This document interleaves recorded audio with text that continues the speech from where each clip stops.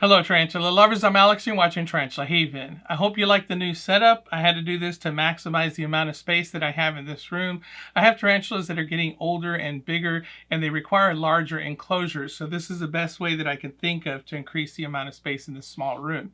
I still have some more stuff to do. I'm going to probably put a shelf down here and add some more enclosures there, and I kind of feel bad that I had to take down my poster, but it was kind of getting glare from the key light anyway. I still got a little bit of glare here, but it looks like it's not as bad. So this is the new Tarantula Haven, and this is the way it's going to be for a little bit unless I come up with something different. Today I'm going to be pairing my Nhandu Chromatus. I got this mature male from my friend Wilder, and if you remember him from a previous video, I'll post that up here where I gave him my snakes, and last time I saw him he offered me his male Nhandu Chromatus, and I have a female that is mature, so I'm hoping that I'll be able to pair him with her.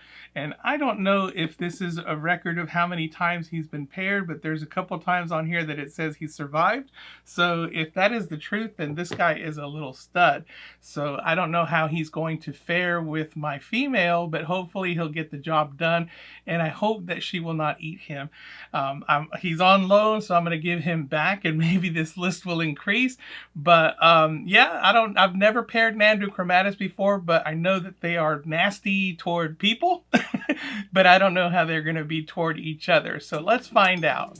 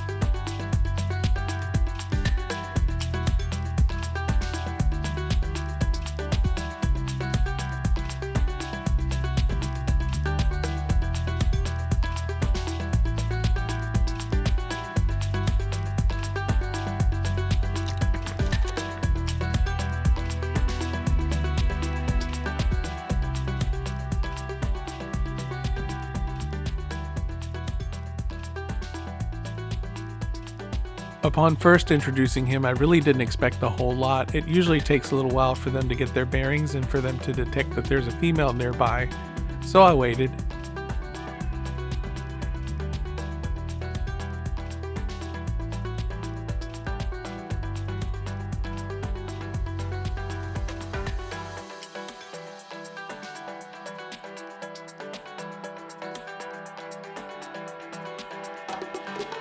And I waited for about 30 minutes before anything really happened, and it seemed like she detected him first and she turned around, and it was a little disheartening to see his reaction because he started to move a little bit, but then he took a little bit of a defensive posture where he curled up into a little ball.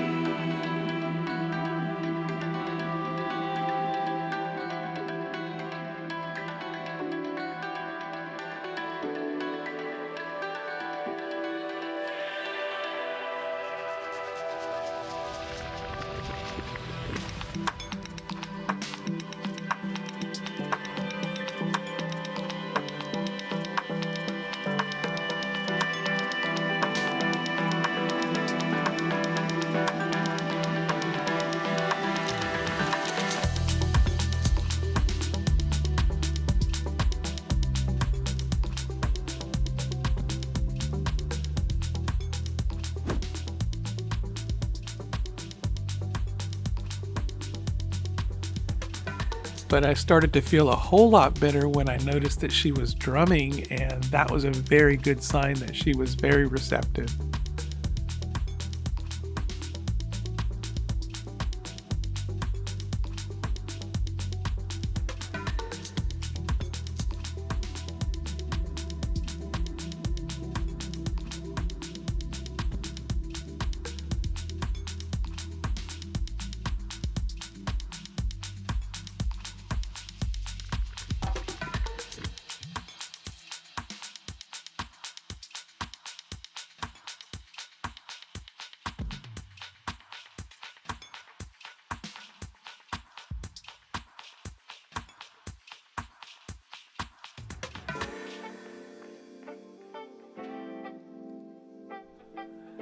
And I guess he took that as a good sign too, because that's when he made his move.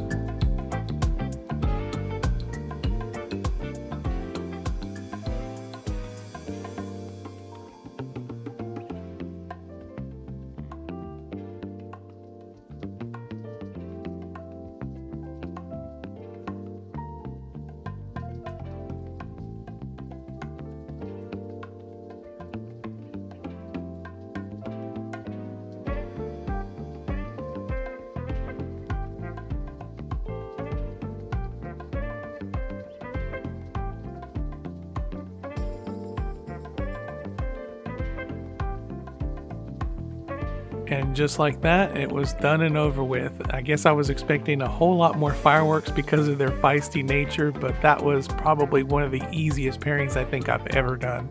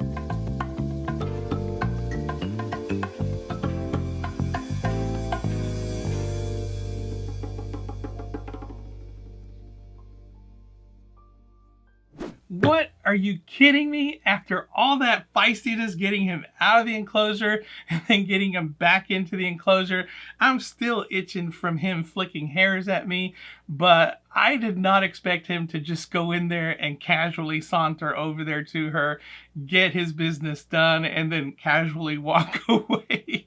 I expected all kinds of, you know what, because they are some feisty tarantulas, but apparently she was ready. She started drumming right away. He hardly had to even make an effort, and he just kind of walked over there as soon as she started drumming and took care of it. Hopefully she'll produce an egg sac from that. I did witness insertion with the right pedipalp. I did not see it on the left. Although he was working down there with both of them, I couldn't exactly tell whether he got it with the left or not. I did notice that when they broke off, he was grooming his right pedipalp, and that's usually what they do afterward, but they usually will groom both, and he was only grooming the one. But that's probably all it's going to take. I'll probably introduce him again and try again just to make sure. But I think if he did it, he got the job done, and she'll produce an egg sac. If the egg sac is viable and she does produce spiderlings, half of them will go to Wilder and the other half I'll sell off to my local vendors to sell to the general public. And as far as I know, Nhandus are very prolific. They produce very large egg sac or large quantities in their egg sacs, and usually up in the thousands. So lots and lots of little babies to go around if it is successful. And that's probably why they're so inexpensive and plentiful in the hobby, but still an important species. They are from Brazil, so we want to continue their line in the hobby so that we have plenty to go around in the future. And that does it for me today. I hope you enjoyed it. If you did, please give me a like. If you want to see more, subscribe. If you want to support this channel, I have a Teespring store where I sell Tarantula Haven merchandise. Thank you so much to my Patreon supporters. All of this is possible because of your support. And if you'd like to become a Patreon supporter yourself, I have a link down below in the description, as well as all the others. Until next time, keep loving them tarantulas.